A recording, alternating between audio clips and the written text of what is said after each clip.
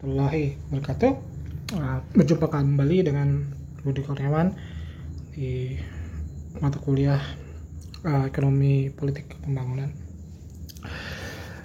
Ini adalah pertemuan terakhir sebelum UAS. Sebelum UAS saya akan mereview apa aja yang sudah kita bahas ya.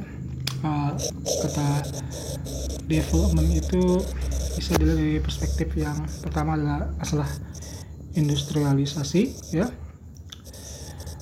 Misalnya ada istilah Odyssey State ya, Odyssey State ya, Chalmers Johnson ya. Nanti kalian bisa cari lebih detail tentang Odyssey State ini di bukunya, di tulisnya Chalmers Johnson, atau Developmental State ya, Developmental State, konsep-konsep tentang bagaimana negara campur tangan dalam masalah industrialisasi ya. Yang kedua yang kita istilahkan dengan istilah yang perspektif yang kedua, memandang itu dari sisi economic growth ya. Ini teori modernisasi terutama ya, economic growth ya. Setelah kita ambil teori modernisasi ya, yang menekankan pada proses pertumbuhan ekonomi dan sebagainya. Ini teori yang ortodoks kita bilang ya, teori yang sering dipakai oleh banyak ekonom orde baru waktu itu kita pernah bahas. Yang ketiga ada masalah tentang pendekatan ke human ya, human development, pembangunan manusia, fokus di sini ya. Salah satu pendekatan ini yang marak hari ini adalah SDGs misalnya ya, Sustainability Development Goals ya. Sebelumnya ada MDGs ya, sebelum SDGs ada namanya Millennial Development Goals, MDGs ya. Nah, yang akan kita bahas hari ini adalah tentang pendekatan capability approach ya, dari Amartya Sen. Dari ada tiga perspektif ini. Ada perspektif lain, misalnya teori yang mengkritik konsep development sendiri. Misalnya kita udah bahas tentang post development ya, dan sebelumnya ada yang menentang teori pembangunan modernisasi. Teori modernisasi adalah teori ketergantungan ya, dependensia ya, yang marak pada masa Orde Baru, yang sebagai antitesis dari teori modernisasi, misalnya dari Rostow misalnya ya, dari Rostow. Nah, inilah kira-kira peta jalan pembahasan kita ya. Ada post development, ada yang menekankan pada industrialisasi. Kalian bisa baca bukunya Jun Cheng misalnya di sini ya, atau Chalmers Johnson ya, yang menekankan pada proses industrialisasi, lalu pada economic growth, pertumbuhan ekonomi ya, human development ya. Dan kita juga bahas tentang teori institusi ya. Teori institusi lebih ke ya, kita ambil contoh teori institusi adalah teori yang lebih melihat permasalahan pembangunan dari lebih luas ya. Dari semua aspek ini teori institusi membahas ya. Dari aspek industrialisasinya bagaimana, dari aspek economic growth-nya juga mana ya, sustainable economic growth, lalu aspek human development juga iya ya. Nah, kita akan bahas tentang pembahasan tentang lebih spesifik tentang teori capability approach dari Amartya Sen ya, karena ini salah satu bapak atau peraih Nobel Ekonomi yang terkenal, Amartya Sen, yang membahas tentang bagaimana sih pembangunan itu seharusnya lebih dilihat ya. Oke. Itulah kira-kira ringkasan dari mata kuliah kita, peta jalannya ya, yang udah kita bahas dari dari pertemuan pertama setelah MIT sampai sekarang. Nah, kita akan bahas tentang pendekatan capability approach ya. Ini adalah teori yang dikenalkan oleh Amartya Sen ya, dalam bukunya yang sangat terkenal, yaitu Development as Freedom ya. development as freedom. Apa yang menarik dari Amartya Sen adalah dia mengkritik pendekatan yang lebih meningkatkan pada angka GDP atau economic growth ya. Mirip dengan kritik terhadap economic growth dari perspektif lain, tapi Amartya Sen lihatnya lebih dari bahwa yang penting dalam pembangunan adalah konsep capability approach itu. Capability approach itu adalah bagaimana manusia, ya, pengertiannya itu bisa secara bebas, ya, secara bisa capable, bisa dapat secara kesempatan yang sama untuk mengakses misalnya kesehatan, ya, pendidikan, ya, dan juga termasuk juga kebebasan berusaha, ya, dan berusaha, ya. Jadi capability itu lebih dari bagaimana kapabilitas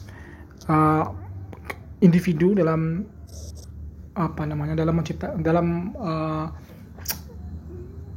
dalam menggapai misalnya fasilitas kesehatan secara gratis misalnya, atau pendidikan, ya, ini tulisannya jelek ya. Juga demokrasi dan bagaimana dan macam-macam. Nah, dalam bukunya Development as Freedom, ya, sebagai pintu masuk ke pendekatan capability approach, ya. Amartya Sen membagi ada 5 freedom, ya, instrumen, ya, kita sebut instrumen untuk instrumen dari kebebasan. Jadi intinya dalam development freedom bahwa yang namanya pembangunan itu adalah kebebasan, kata Amartya Sen. Karena dengan kebebasan orang bisa mencapai kesejahteraan, ya. Jadi kesejahteraan itu tidak dihitung dari misalnya hansih atau hanya sekedar berapa pendapatan atau income per kapita misalnya. Bukan seperti itu kata Amartya Sen, tapi bagaimana manusia itu bisa berekspresi, bisa bebas, ya, untuk menggapai apa yang diinginkannya, ya. Ada berapa instrumen dari kebebasan atau freedom itu kata Amartya Sen untuk menggapai individu atau masyarakat yang sejahtera, ya. Yang pertama adalah disebut dengan political freedom. Nah, ini yang political freedom ini ada sangat pautnya dengan teori institusi sebenarnya, ya.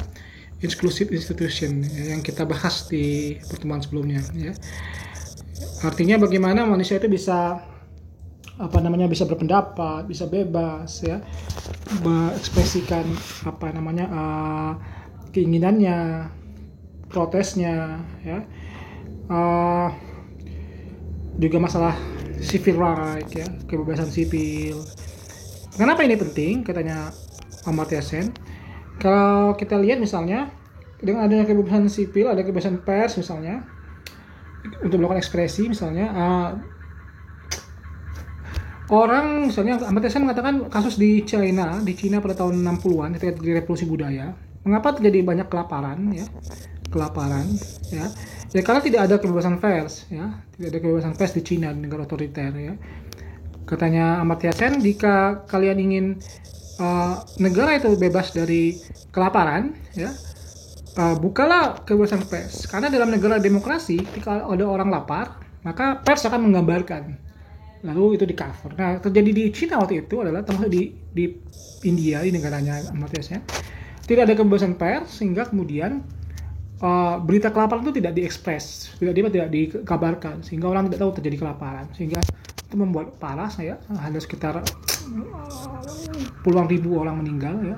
Bahkan ada yang mencatat sekitar 40 ribuan orang meninggal di Cina karena kelaparan, ya, pada masa Mao Zedong, pada revolusi budaya, ya. Political freedom itu penting, katanya Amartya Sen.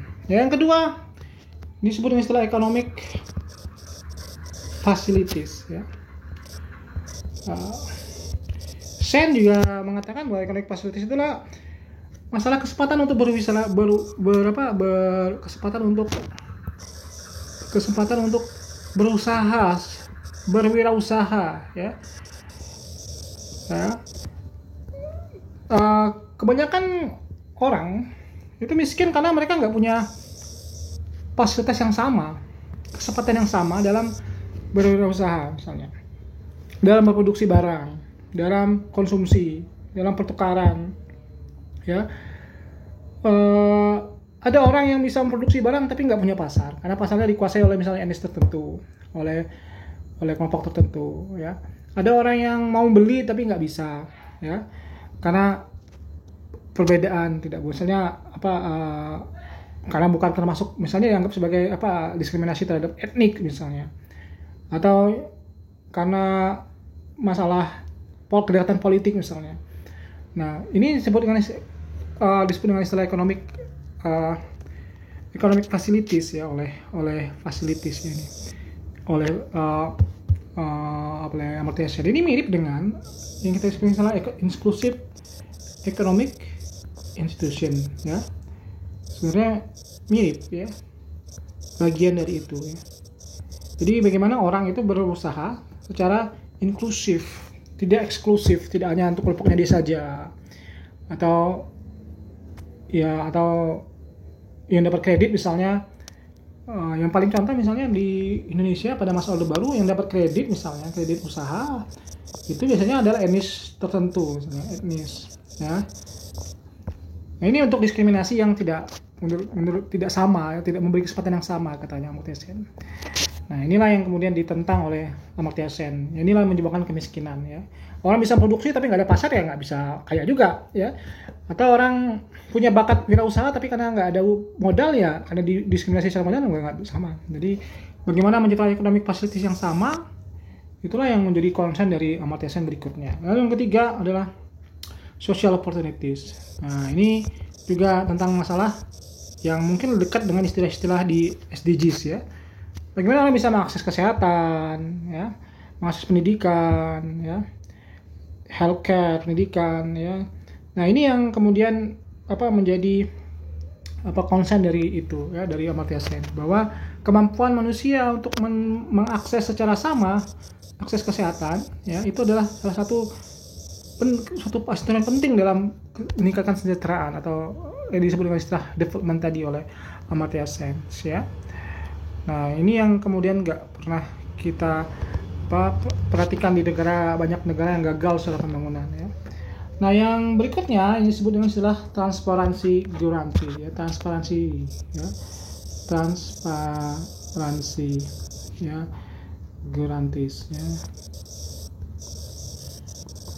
Nah, apa itu yang maksud dengan transparansi guarantees? Yaitu bagaimana pemerintahnya, ya, bisa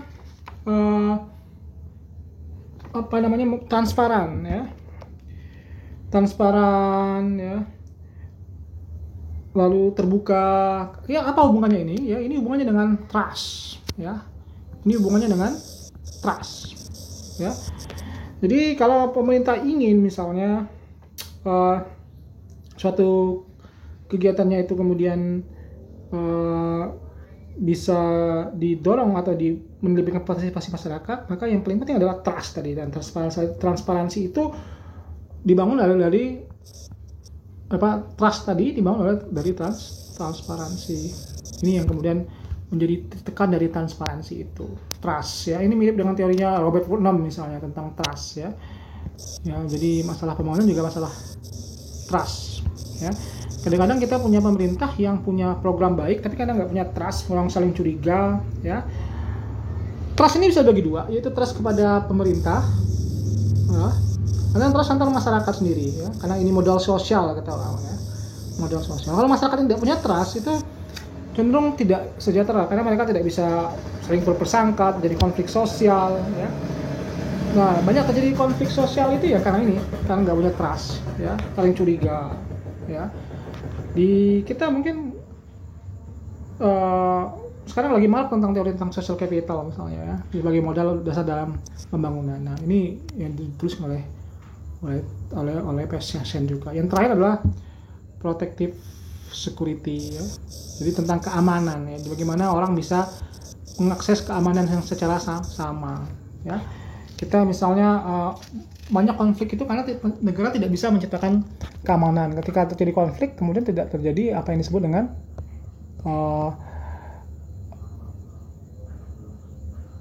tidak terjadi namanya misalnya keamanan, kesejahteraan. Keamanan itu tidak hanya dalam masalah yang sifatnya dari ancaman ya, tapi keamanan juga bisa bersifat misalnya studi keamanan itu bisa sifatnya misalnya tentang pangan misalnya. Ya, food security ya, kita kadang-kadang ngomong keamanan sifatnya masih tradisional, padahal istilah food security misalnya ya, food security itu pangan ya. Jadi bagaimana kemudian negara bisa menjamin orang-orang bisa mempunyai akses kepada makanan misalnya, cara ketika terjadi kelaparan misalnya, atau jaminan sosial seperti itu ya. Misalnya kita salah satu konsep dari dari ini adalah tentang jaring pengaman sosial. Jaring pengaman sosial itu termasuk protective security ya, jaring pengaman